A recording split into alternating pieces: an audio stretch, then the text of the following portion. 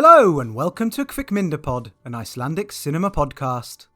I'm Rob Watts, and together with my good friend Ellie Cawthorne, we journey through the world of Icelandic cinema. For our final podcast of the year, we travelled to the West Fjords and stopped to look around a charming village, seemingly stuck in time, where life marches on and dreams may or may not come true. The village in Elfar Aðalsteins' Summerlight and Then Comes the Night is populated by a large ensemble cast of familiar faces, playing local farmers, business owners and figures of authority, all of whom have their own stories to tell. In the UK, Summerlight is currently free to stream on Prime Video or rent or buy if you don't subscribe. Please enjoy the film and then come back for our chat. Það gott að vakna snemma hér, en sennilega sérstæða okkar svo að hér hvorki kirkja né kirkjugarður. Þess vegna höfum við líklegast á tilfinningunni að hér deyi aldrei neinn. Við ætlum að byrja á því að kíkja á blóðristingin og... Nei, það er einhver misskilningur, ég kom ekki til að vera í skoðun. Það maður ekki að læra latínu til að verða læknir. Hvað mér dreymdi? Alveg frábært til að mikið með það elska minn. Þeir birtast ekki beint hvítu riddararnir þegar mann vantar. Hvað í ósköpunum ertu að gera hérna úti miðja nótt? Við erum alltaf miklum tími að sofa, í staðinn fyrir að vaka eins með stjörnunum. Hæ?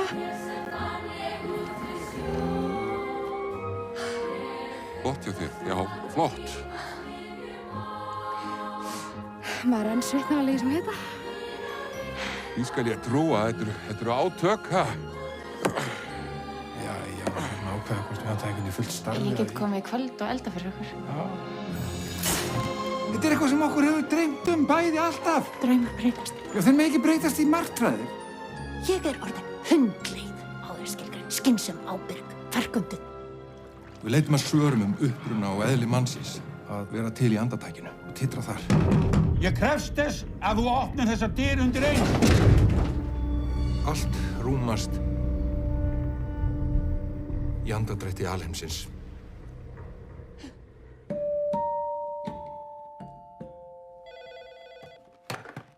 Hello Ellie. Hi Rob. How's it going? Good, thanks. How are you? Very well, thank you. A little bit chilly. It is a little bit. Yeah, and a little bit miserable outside. So no better time to stay inside and record a podcast. Exactly, yeah. A podcast about a film that actually is kind of beautiful and sunny for most of its running time. Mm-hmm.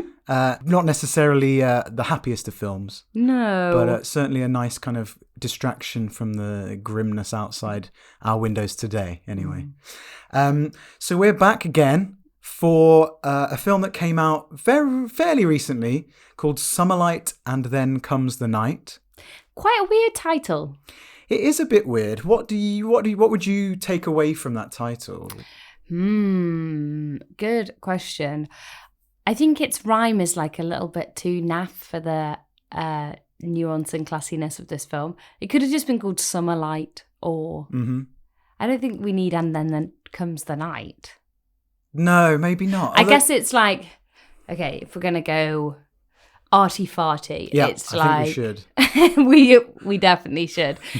It's like, oh, you know, there are moments of lightness and moments of darkness in everybody's lives, no matter how seemingly banal they are. They have this kind of drama of good and bad.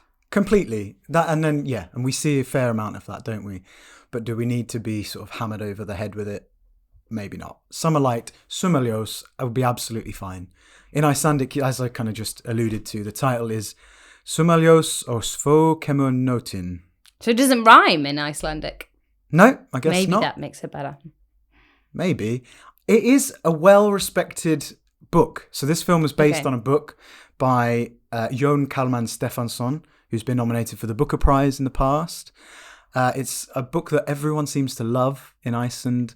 And for this film, director Elfar Aðalsteins took 4 of the main stories in this novel. So I think it was about 10 different stories in the novel.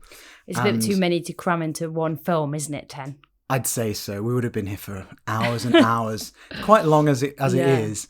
So, yeah, I should say it is a kind of collection of we've said it a few times on this podcast, haven't we? Like, we've watched films that are vignettes, interconnected stories, that kind of thing. Not quite an anthology, but a collection of tales. Yeah, completely. And I think the book is a wider range of people in this little village, sort of unnamed village somewhere in Iceland, quite remote. And in the film, which was adapted by Aðalsteins, who wrote it, yeah, we brought it down to kind of 4 main stories. I can see, now that you say it, that it is adapted from a book. It's got that sensibility to it. Yeah, it's got a narration which feels very much like it came straight from the page almost. But we should say, I'll do a little synopsis and then we can discuss it in more depth. So it's quite a hard one to write a synopsis for without kind of rambling on. Ramble is a word that we could use about this film. So in a small village on the west coast of Iceland, members of the community wander through the endlessness of their lives, experiencing highs and lows and encountering the mundane and the extraordinary in an attempt to understand their place on Earth. Did you write that? Or I wrote that. I've said wandering through the endlessness of their lives sounds a bit maybe too... I don't know. Go on. I don't know what that sounds a bit Proust. Yeah. Sounds a bit too Proustian. I get you. It's a kind of weird one because a lot of the online synopsis and the official synopsis is all about, and in the village, there are all these people and we learn about, and then it goes into kind of descriptions of each character, which we will do. But then it goes kind of, and I think the film reflects this kind of poetic and artsy and lofty, and it's all a bit like, I don't know, it's like reaching for something that it doesn't necessarily need to. And I've sort of wanted to make the synopsis sound a bit like that. Instead, I mean, I could have just said, we focus on a group of people in a village. That's it. For me, it's like, I guess the emphasis is like the small lives, but they all are kind of full of intrigue. And they're about relationships, most of them. Yes, relationships is key. Community is key. And men having midlife crises is also key. That is key. And I'd say that the male relationships are kind of foremost in this film. Absolutely. That was going to be one of my points, actually, that I think really they are 4 stories. I'm trying to check this in my mind about men having some kind of existential crisis. Or there's a romance, which is maybe more even-handed. Yes, 100%. 3 of them are very much that. And then you've got this other one, which is a romance.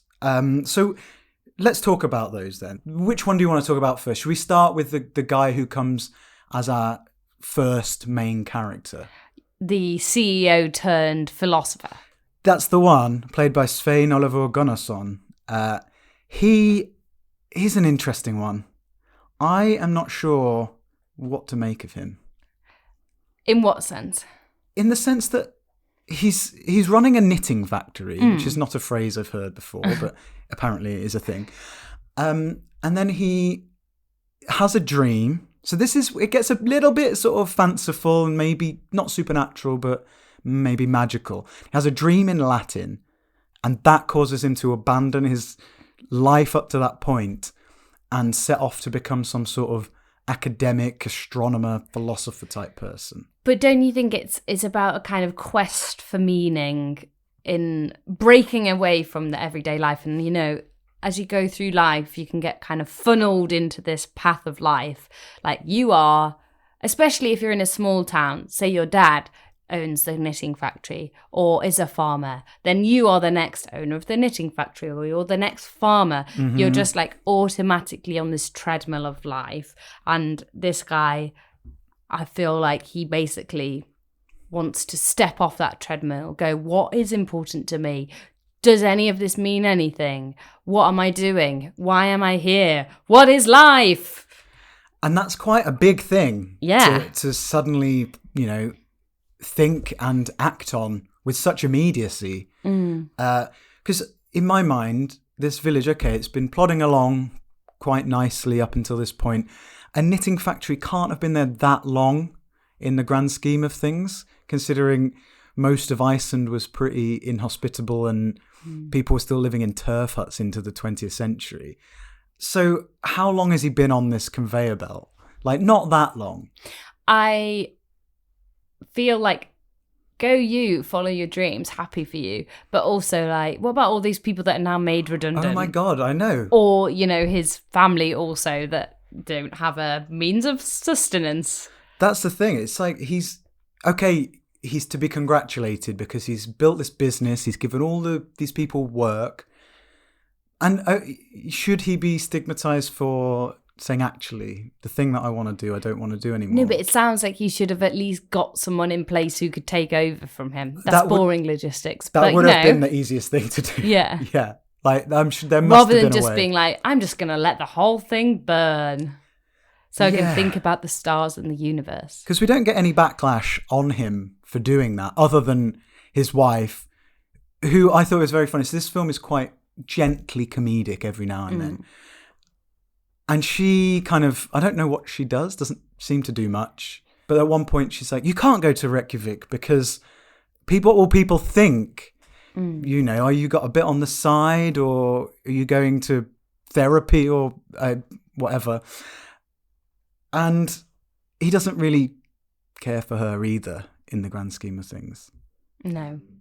I guess she's part of this idea that she's like wrapped up in this concerns about, you know, keeping up with the Joneses and doing everything properly and having a nice house and a nice car. And actually, he's just had some existential crisis where he thought, what's any of it mean? But yeah, what does it mean? Does that mean you have to lecture the whole community there as well? Well, this is it, isn't it? I think it was a self-indulgent passion project. And people didn't have to go, and ultimately they stopped going.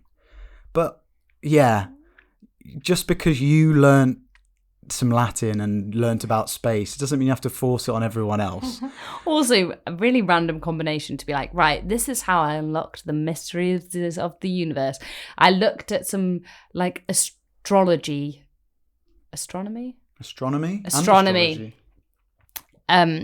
Always get the two confused.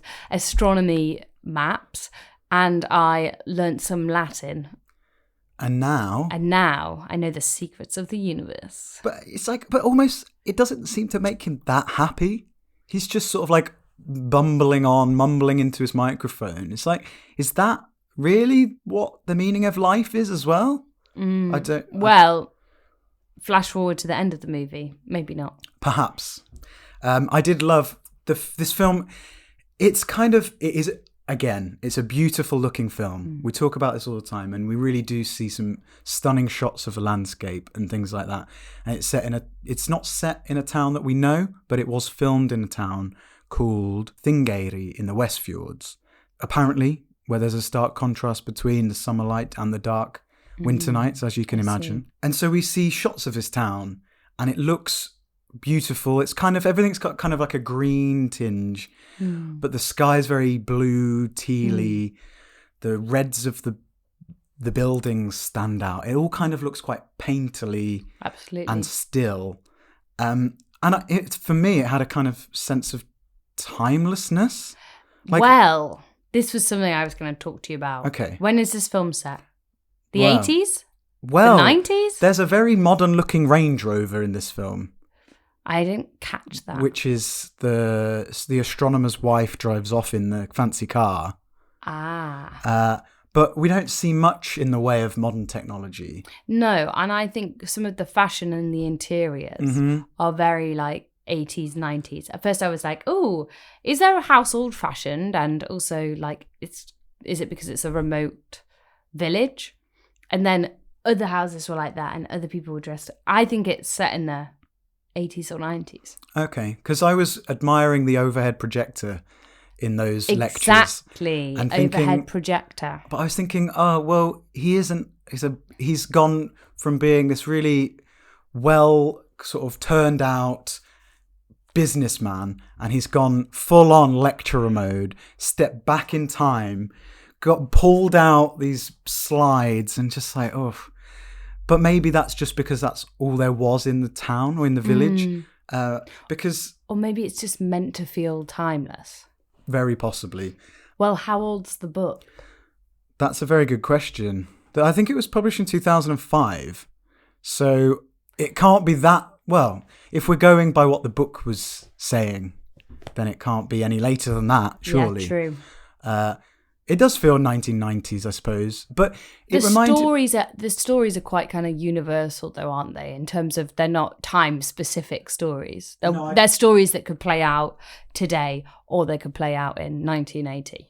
Completely. Nothing is like balanced on it being modern in any way, really, is it? So, yeah, that's really interesting. They are universal stories, I guess, and that's kind of the whole point, I suppose, that even in a village in the middle of nowhere, people experience the same things that you experience in a city in England or whatever. And so, yeah, we've got this astronomer, he's done that stuff, and fine. I felt a bit bad for his son, who's just sort of like, oh, I'll just hang around and make sure you're okay, Dad. I think he's sympathetic, though. He's a kind of sensitive, gentle guy, isn't he? Yeah, and that's probably why he doesn't get so much of a backlash from the rest of the town, because he is a good guy and he's not gone off to do something crazy. Omni in vivente flatus univere. Allt rúmast í andadrætti alheimsins. Þó að takmörk hans séu í eðli sínu takmarkalaus. Manneskjan mun aldrei ná utan alheiminn, hvorki í eiginlegri né óeiginlegri merkingu. Geimurinn óskilgreinanlegt dýr.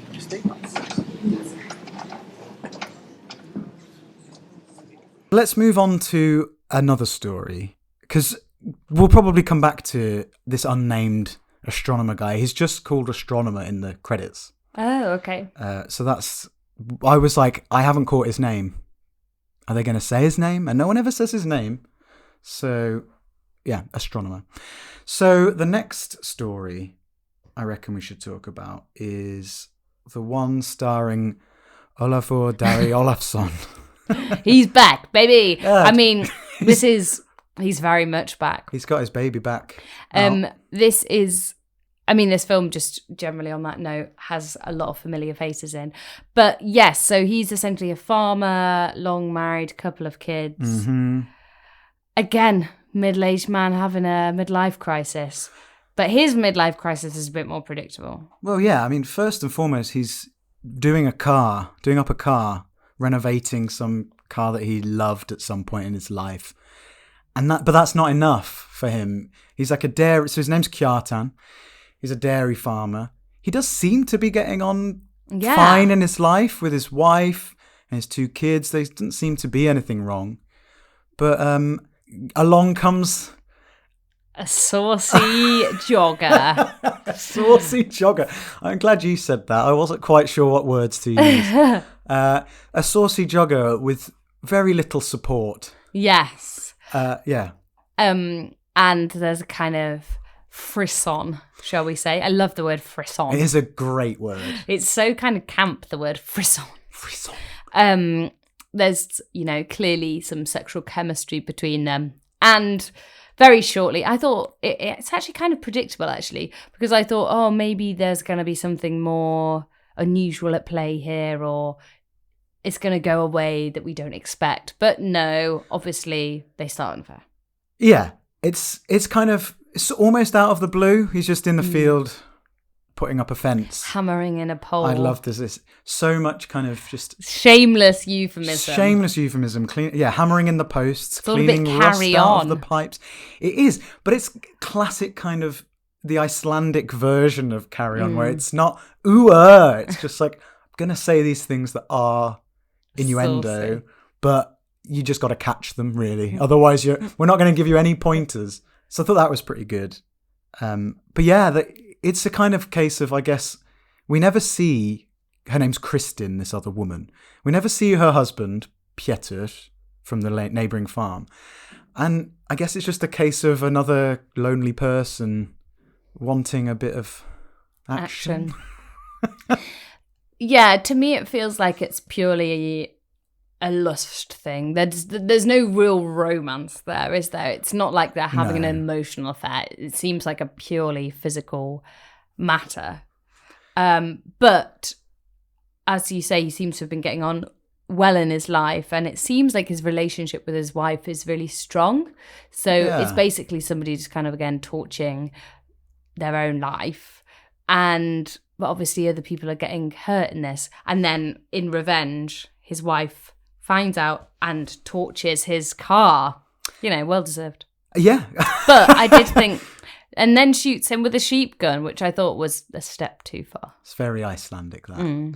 It's I think you're right. It's that kind of 7-year itch kind of thing. It's like, there's this thing that I possibly could have. Maybe I should try it. Yeah. Oh, and then he's like, oh shit, I have tried it. Yeah. And there's the moment, isn't there, where he's in the car and he's like contemplating what he's done. Yeah. I'm assuming thinking, that was a mistake. That was a mistake. Let's not do that again. Bangs on the car. It starts. And then you get this lovely scene of Kjartan and his wife Ásdís driving along, assuming that that's what they used to do in the car together in their sort of younger days, the romance of driving the car around the countryside. And then he goes off and bangs Kristen again. Yeah. And I thought that this one, for me, is sad, like most of the stories in this film, but it is probably the funniest as well. Yeah. I love that moment when they're like, right, let's go for this. And he's sort of in such a rush. He rips his shirt off. Fully. Like, that's like better than like what they call the Chippendales.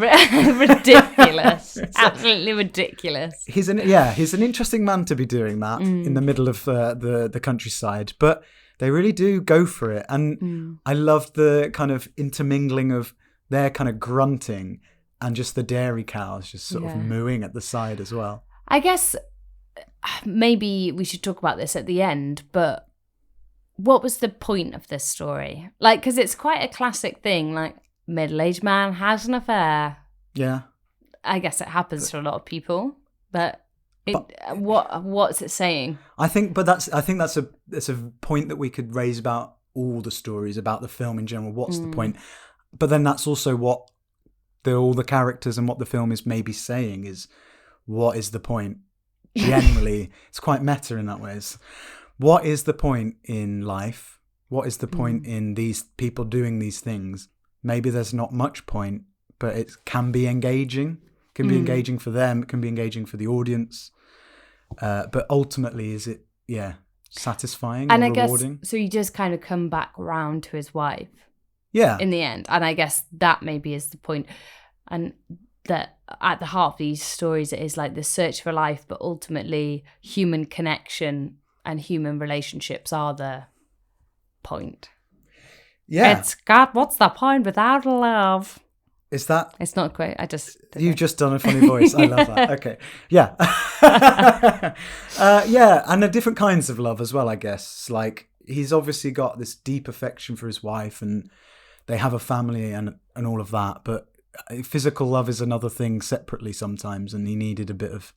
I don't think that's physical love. I think that's just physical. That's just pure animalistic satiation. Yeah. Okay. Well, yeah. Some people need that too, but who knows? Because we don't know what's going on in Ásdís and Kjartan's life, which is what I guess makes us one step removed from why this is such a big deal.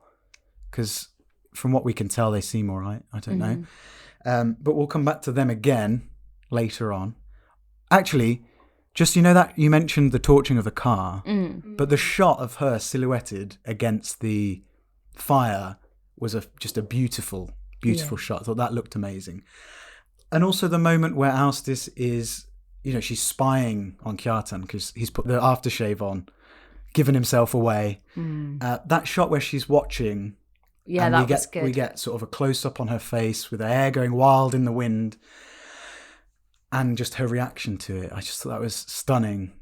Brilliant performance, a great shot, and kind of one of the most kind of emotionally... Yeah, the scorned woman. It was a strong moment in this film, I thought. Another strong moment comes in the story of Jónas. So Jónas is a young guy. This is the one story where there's a kind of a time jump. Yeah, which also adds to this when the hell is this all happening question. Yeah, completely. There's a time jump there But maybe in the astronomer's story there kind of is as well. Yes, actually, because he does leave Reykjavik. He does leave for Reykjavik at one point to go and have Latin classes. So maybe there's like this whole period where one young boy can grow up into another guy just like that. I thought actually there's an interesting point in that the astronomer is the only one to have left the village at any point seeking enlightenment. But then he comes back and perhaps tries to teach what he's learnt from the outside world. I don't know what more there is to say about leaving the village, but there is a world outside the village. But poor Jonas, he's kind of like trapped. He's a damp sandwich, isn't he? He is a damp sandwich. I love this phrase that you've introduced me to.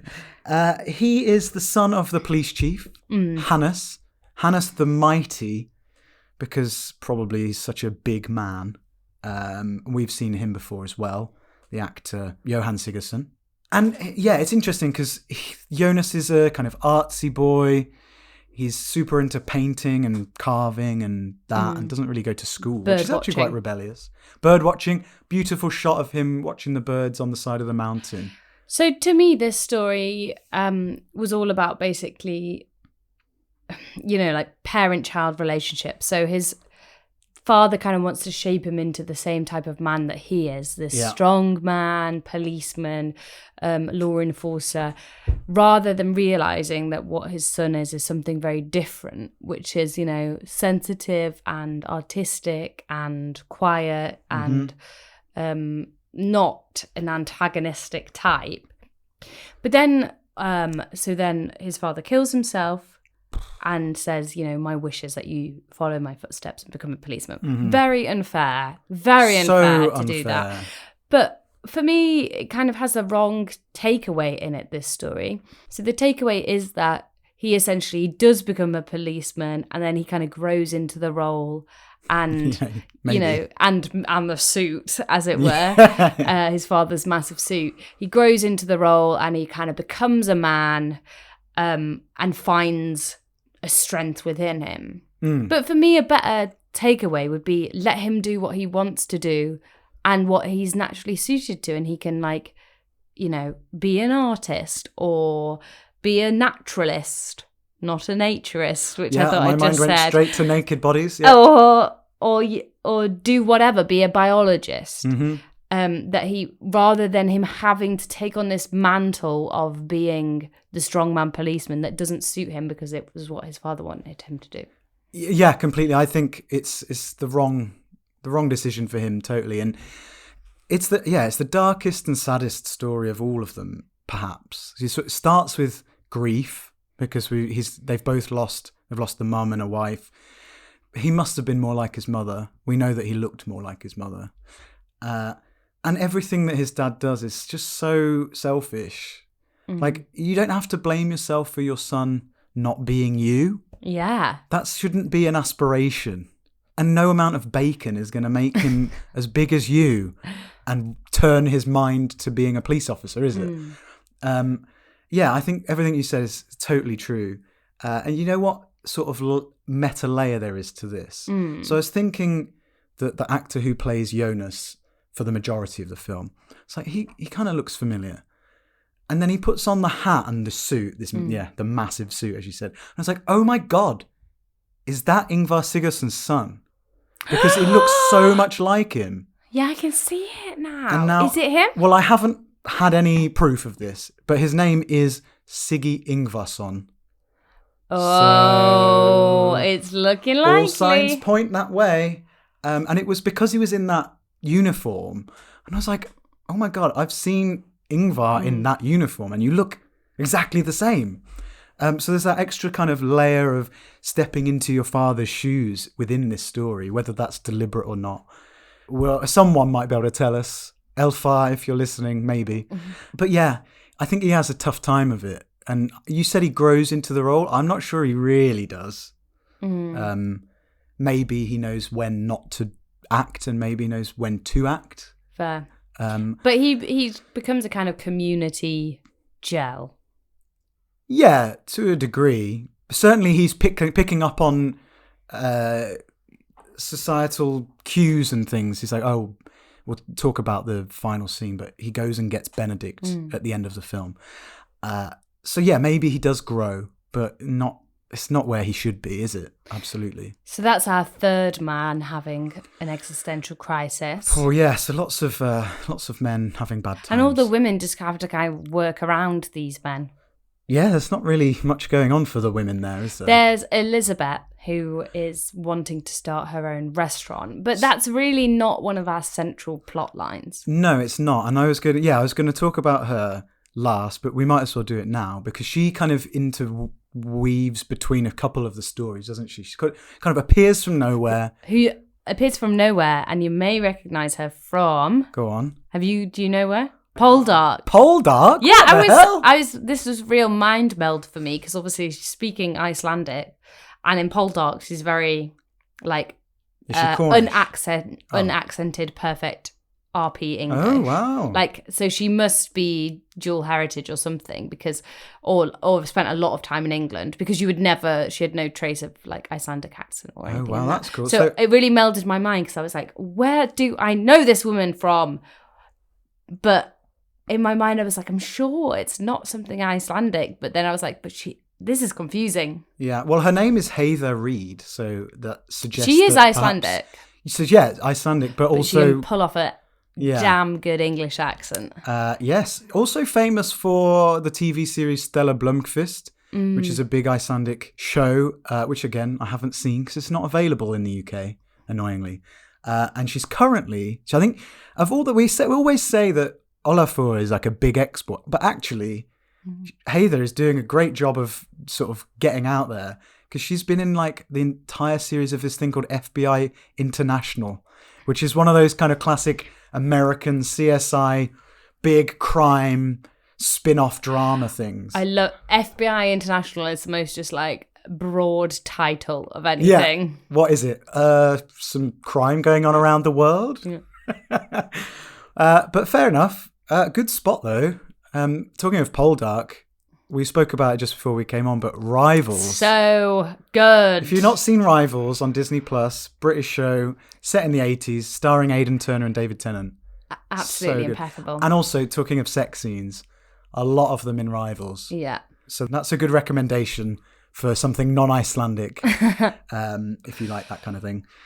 So Elizabeth, sorry, I got a bit sidetracked there. Elizabeth, she pops up and then sort of wriggles her way through the story and actually ends up being like the most positive thing in the film. Yeah, also, I imagine that, in the book, she's another of these 10 stories. Yes, that would make sense. But she just isn't really given that much airtime. So she like appears in the astronomer's house like, give me a job right now. But then we don't even hear like why, or we don't really get any of her backstory. No, nothing. And then suddenly it's just like, she's amazing at cooking and she wants to run a restaurant. Oh, they're okay, fine.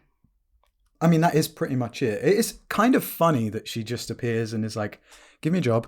Oh, by the way, here's food. Oh, I'm quite good at cooking, it turns out. And yeah, away you go.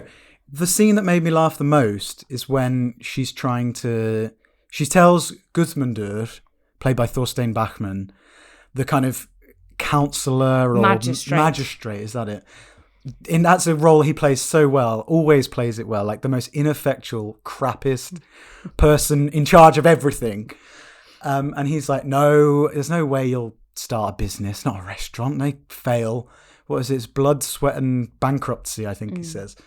And as he's saying all this, he's like, oh, give me some more of that delicious food. And just eating this like delicious banquet, but also being very, very negative. Him and his wife were, I guess, other characters who would probably be bigger in the book. They're kind of like weird subplot characters that didn't have a lot to do or didn't. It wasn't their story. Nothing was their story, was it? They were just moving some kind of chess pieces around for other people. Yeah, and I guess it did show a kind of another side to a relationship in a small village where she's kind of stuck with him. She has stuck by him for all this time.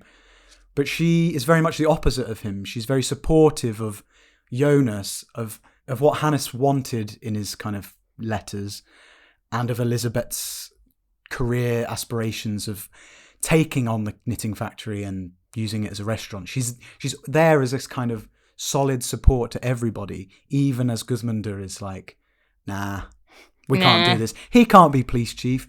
She can't be a restaurant owner. What's the point? Solrun is just kind of there being solidly supportive. And I really like that about her. So that's those guys. Ég meina, svona rekstur fer alltaf bara lóðbeint á hausinn, það bara náttúrulega. Ég var ekki að fara út í þetta ef ég hefði ekki trúað þessu sjálfur mér. Ég fekk tækjun úr gamla þrotabúi. Já, einmitt. Þú fékkstu það vegna þess að þetta bara sjálfskipað gúlag. Það bara þannig. Guðmundur. Því miður. Það var ekki alltaf svoleiðis. Blóð, sviti og tap. Ég hef trú á þessu. Hvað í þessu? Þetta hörpuskel með hundasúru salsa verdi. Þetta gott. Sko, svona menningarstarfsemi, menn hún alveg verið reynd. Hundasúru. En einhvern veginn alltaf enda með einsiglegum dýrum, skiljum við. Þólar mér, réttum mér aðeins meira salatina. Hvað í því? Þetta rifin gulrót með blóðbergsediki og grenitrésnála. Já. Grenitrésnála, já. Þetta svona.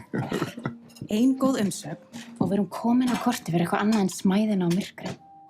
Þetta appelsínu marineraður grís með genlegnum rabarbara og þurrkuðum sveskum. Og maður leggi í það. Þú verður að gera það.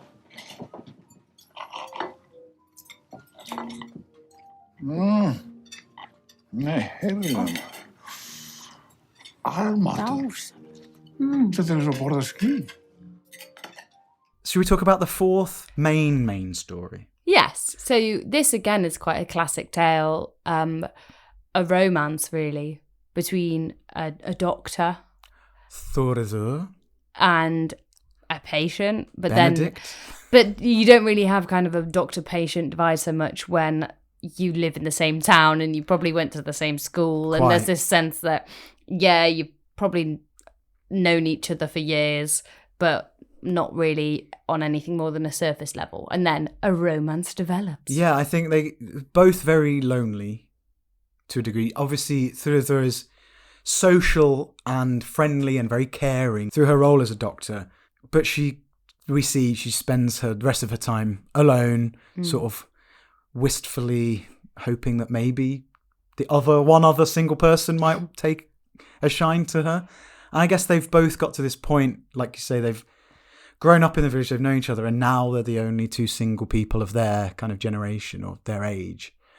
And it's almost like, it feels nicely romantic, but it does also feel like maybe it's just about timing and the situation they're in, that there is no one else. I don't know. Maybe. I think that's a bit cynical. I think you know me though, I am a cynic. I think there is more of a romantic spark here, and it feels quite kind of like first love. It really does. Childish, Gambino. Childish romance. Will we dance together at the town dance level? But I think this was quite a moving story. Yeah, I think it's the one that has the sort of most emotional heft. And then it just absolutely, you thought you're having a nice time and this was a lovely, hopeful story. She's going to come back tomorrow and they're going to start their beautiful future together. And, the second she got in her car... I was like, she's in a car crash. Yeah. Like, you can tell the way somebody gets in a car and then they're filmed inside the car, like, singing along to the Having radio. Having a great time, smiling. Never smile and sing on the radio in your car because you will be in a car crash immediately. It's like when people in period dramas cough, you're like, right, they're dead. Yeah, they're dead. Yeah, next scene. Anyway, so yeah. It's so sad because, like you say, it's this built-up relationship and he's been to London. He's obviously not a very confident man. We don't know why he's gone to London other than that it's something he wants to do. He sends her all these postcards. It's taken him alcohol in order to write what he wants to say. And then you get that scene at the door where they're like, oh my God, we do like each other. Yeah. This is a thing. And you get the big kiss and it's like, brilliant. Now she's dead. Yeah.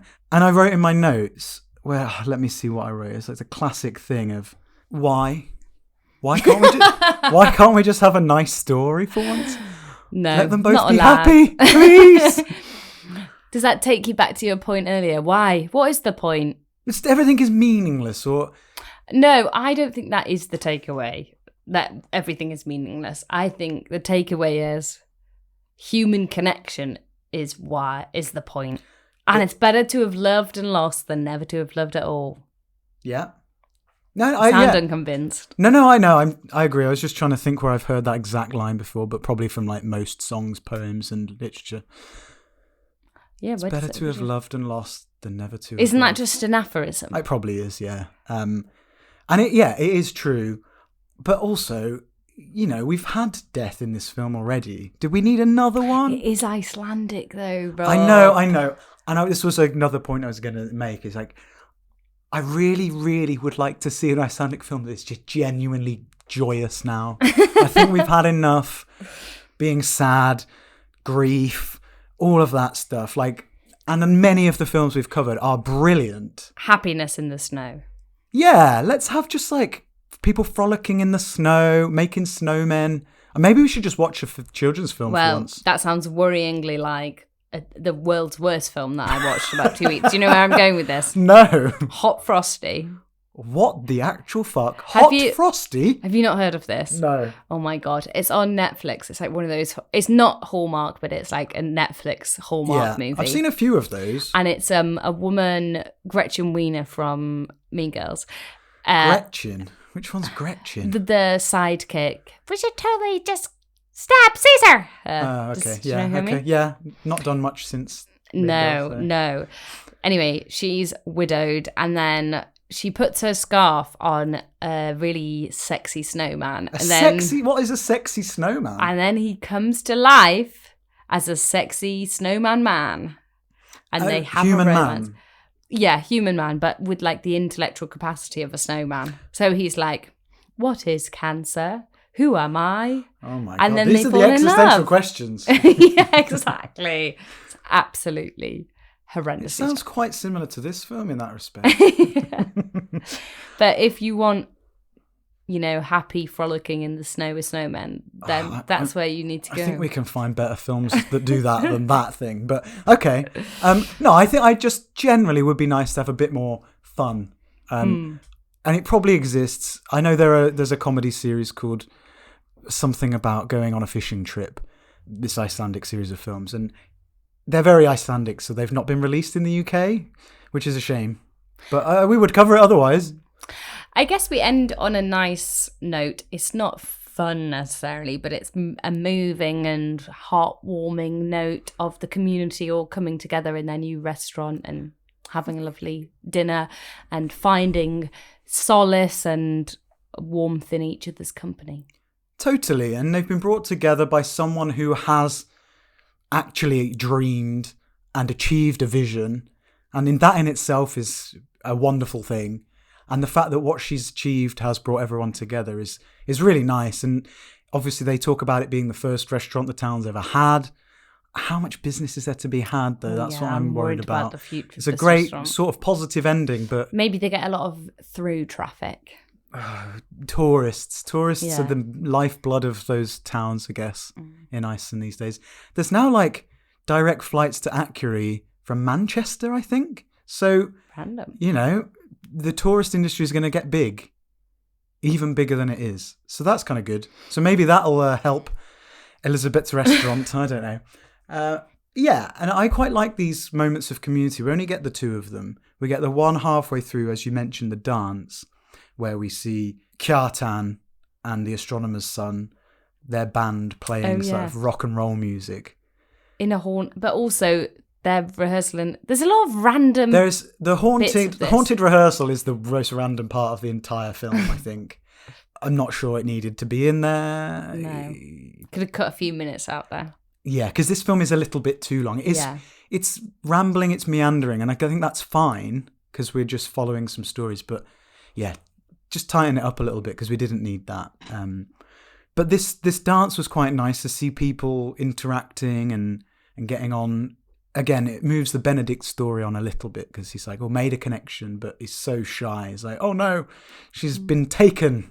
I better get out of here.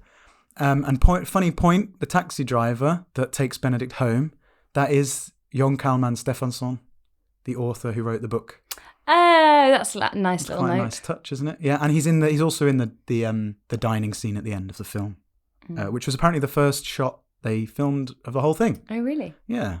So that would be weird, I think, for any of them to be like, okay, so our characters end up here. How would they be feeling having not done any of the other stuff yet? Because I was wondering, so you talked about Kjartan and Ásdís and sort of how they got through their thing of like, okay, it was a mistake, but in order to atone, he's got to abandon the farm. It seems a bit drastic. It seems quite drastic because, he's had to go and work in a garage instead. Maybe it's a farm not making any money. That wouldn't be a surprise because that's basically farming these days. But what is their relationship after that and by the end? Is because I feel like, especially with the scene at the dance, where Ásdís is clearly like loving seeing her husband on stage and respecting and enjoying what he's doing, but their interaction. So to me, there's a sense there that they've separated at that point. Oh, okay. Yeah, and that's why he's like, "Oh, hi, how are you?" Like then they've separated, and then towards the end they've rekindled. I see, because that's not clear if that is the case. But it's a fair enough interpretation, I guess. So it must have been hard for her to deal with that. Not a nice thing to happen. Trust is a massive issue at that point. But yeah, okay, that would make sense. Yeah, so they sort of rekindle their romance and get back together. And so I guess you could see that as a happy ending. The astronomer kind of has a happy ending. Yeah, because he breaks out of his kind of delusion, his fugue state of just drawing astronomical maps and realizes that, maybe the real wonders are what's in front of you. So again, this idea that community is the thing. Human connections are the thing. Benedict, he's sad, but he's brought back into the fold with the sense that he'll be able to move on. And Johannes, I guess, he's a policeman now, so yeah, fine.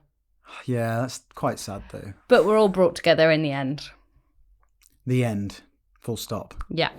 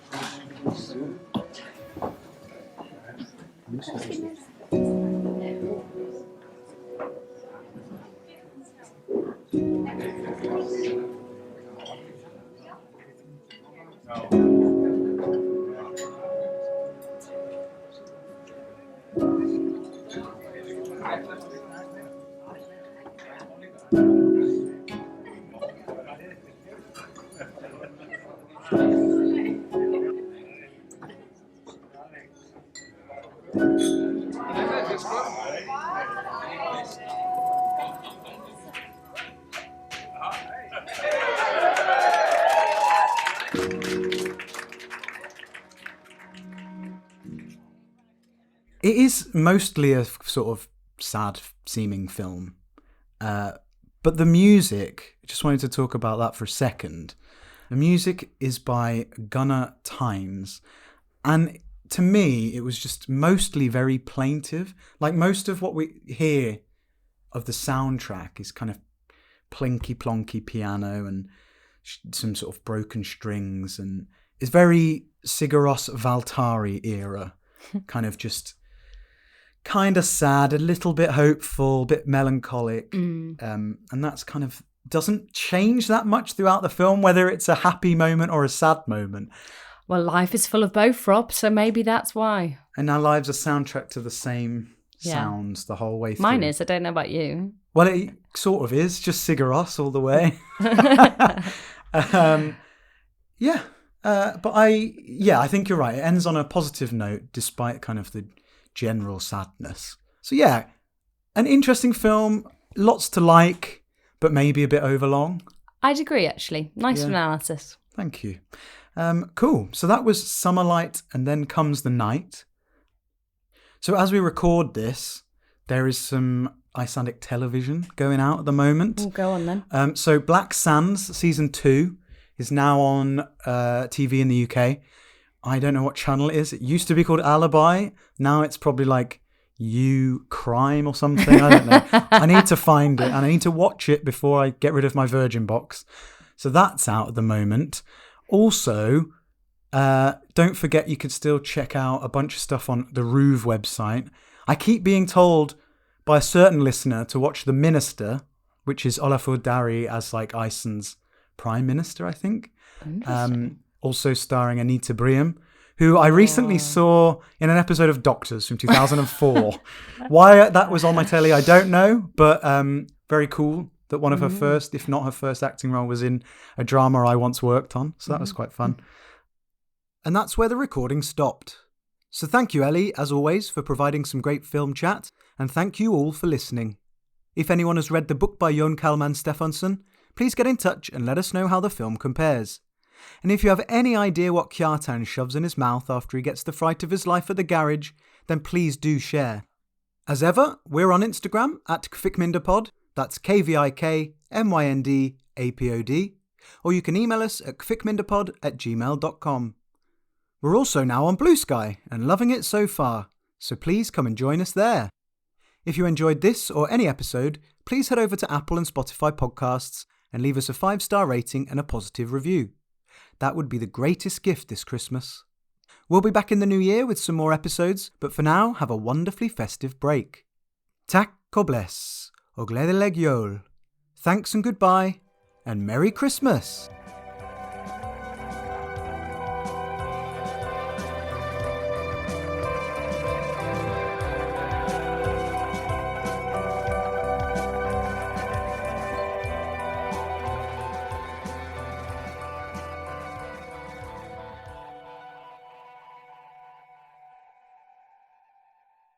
I really like that line about there's a moment where it's like leaving it all behind, including the childhood hiding places. I just thought that was a really cute kind of that moment. Moving out of house isn't always as simple as packing up the boxes.